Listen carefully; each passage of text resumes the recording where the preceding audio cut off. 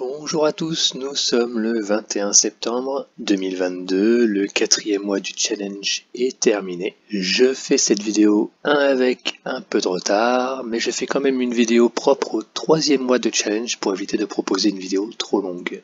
Comme je l'avais annoncé sur la vidéo de juillet, au mois d'août, j'ai pris des longues vacances et loin des écrans et pas toujours avec une connexion internet. Pendant ces vacances, j'ai quand même un tout petit peu ouvert mes graphiques et surtout, j'ai tenté pour la première fois de laisser tourner un robot qui est basé sur le chapitre 19 de la méthode IVT.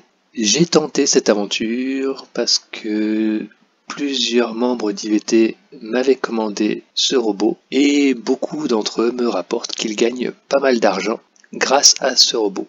Malheureusement, j'avais oublié un détail, c'est que j'ai pris des vacances au mois d'août, comme beaucoup, et comme beaucoup de traders. Et le mois d'août, c'est aussi synonyme de baisse de volatilité. Et ce n'est justement pas une bonne chose pour ce type de robot. On verra qu'il a perdu un peu plus souvent que ce que je fais habituellement quand j'applique moi-même le chapitre 19 à la main, mais que son bilan finalement a quand même été positif. Et donc c'est pas mal de se dire qu'on part en vacances et quand on revient de vacances, notre capital a augmenté. Passons donc au bilan de ce 3e mois de challenge. Donc dans la vidéo précédente, on s'est arrêté au 20 juillet, qui était un mercredi, et on peut voir que je n'ai pas tradé le jeudi et que je n'ai pas tradé le vendredi.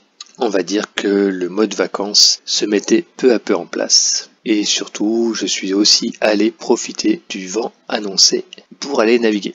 Parce que finalement, cet été, on n'a pas eu beaucoup de vent, donc j'ai essayé d'en profiter un petit peu. Et donc, reprise du trading le lundi 21 juillet, avec un premier trade vers minuit, lié à une astuce de Rodolphe sur les Open Hebdo. Cette astuce nous avait été donnée pendant le Covid et on peut voir qu'elle continue de fonctionner, même si le Covid est maintenant loin derrière nous, en tout cas en ce qui concerne les effets sur les marchés financiers. Donc en fait, pour appliquer cette méthode, il faut surtout penser à être devant ses écrans à minuit, ce qui n'est pas toujours possible quand on a une vie en dehors du trading. La situation du Dow Jones m'a aussi donné envie de poser un ordre conditionnel avant d'aller me coucher et il se trouve que cet ordre a été exécuté vers 10h le matin.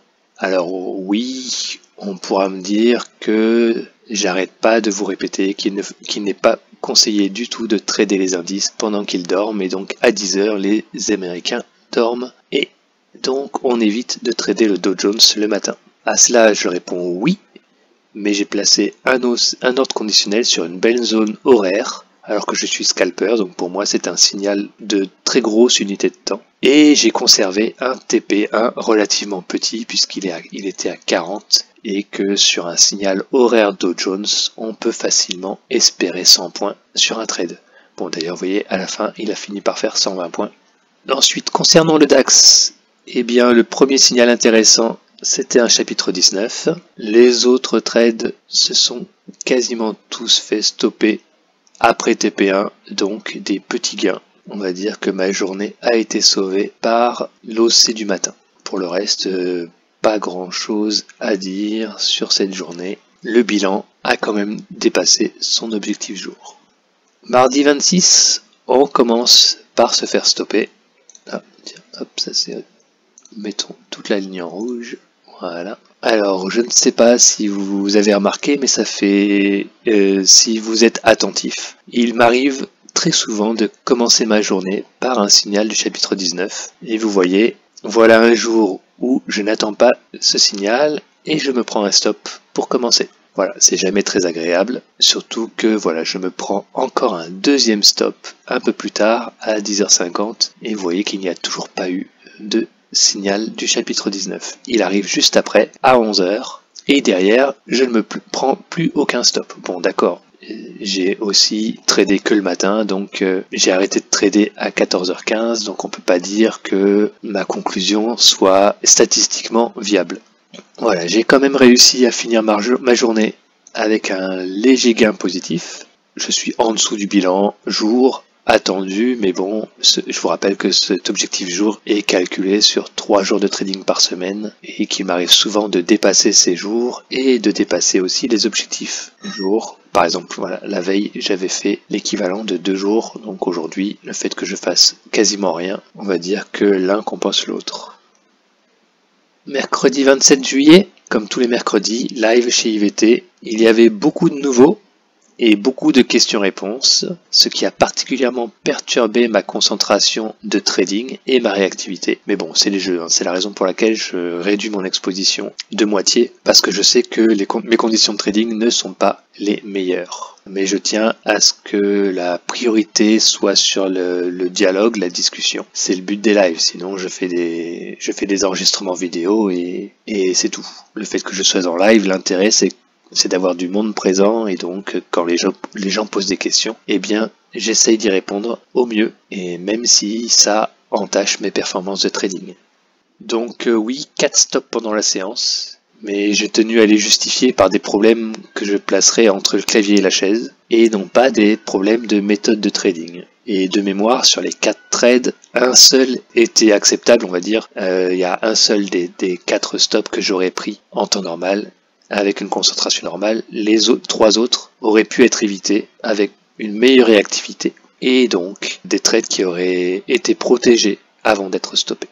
On peut noter quand même le bilan de ce live, si je prends que la partie, ah non, c'est pas le premier trade, il était hors live, que la partie exposée à 30 centimes, on peut voir que oui, le bilan est quand même positif, 16 positions prises pendant le live, et un bilan à plus 12 €.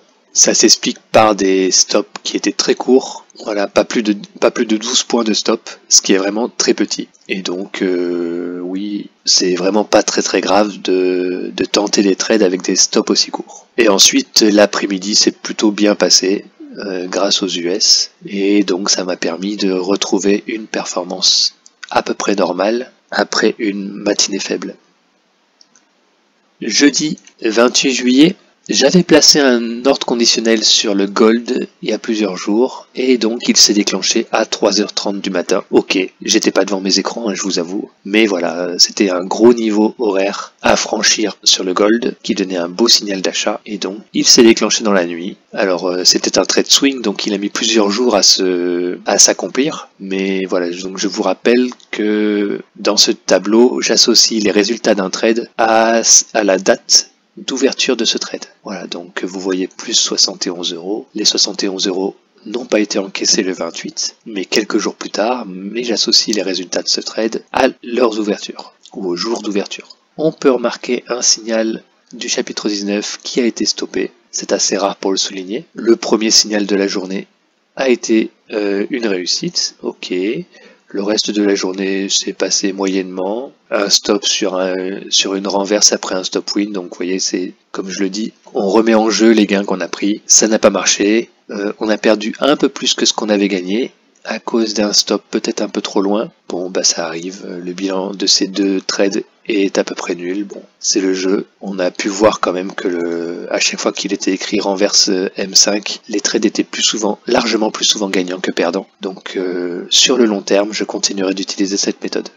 Le bilan de cette journée, plus 172 €, donc largement positif. Le 29 juillet, c'est un vendredi, pas grand chose à dire, on sait que c'est souvent compliqué le vendredi, pas de gros trades et un bilan qui reste quand même au niveau des objectifs.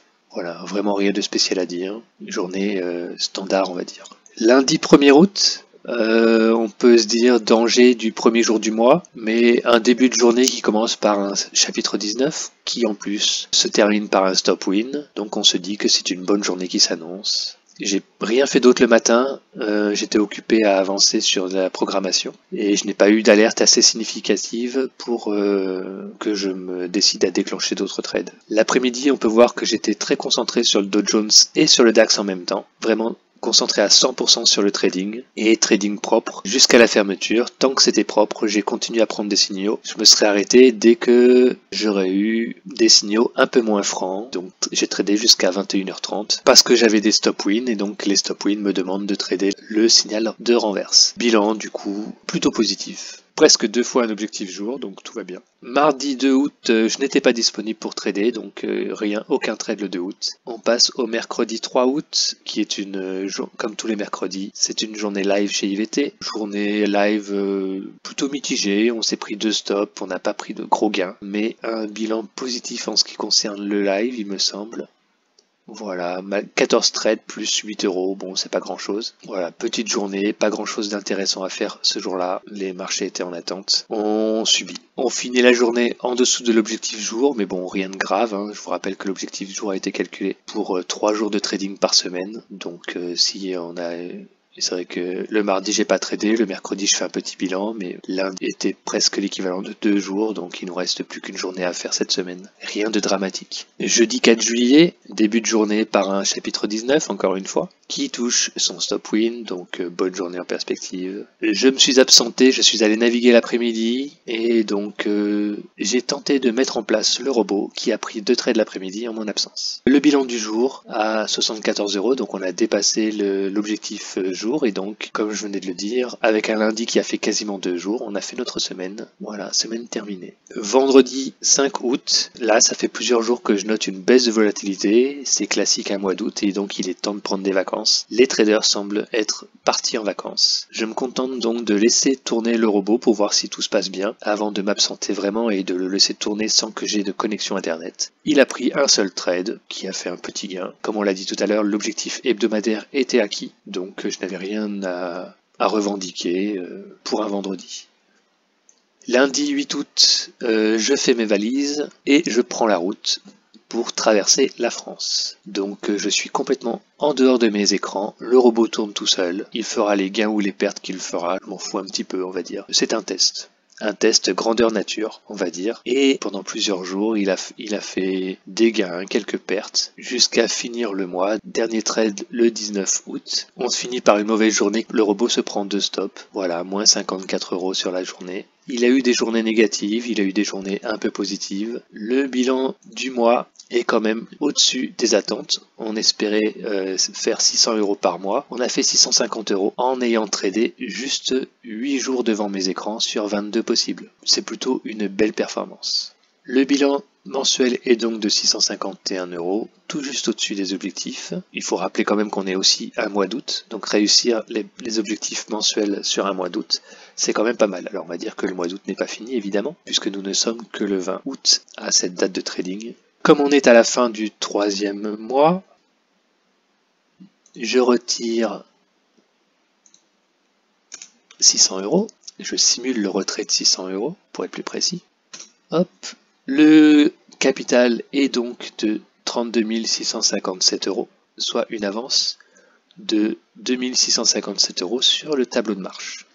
Je vais enchaîner par la vidéo du 4e mois de challenge, donc je vous dis à tout de suite.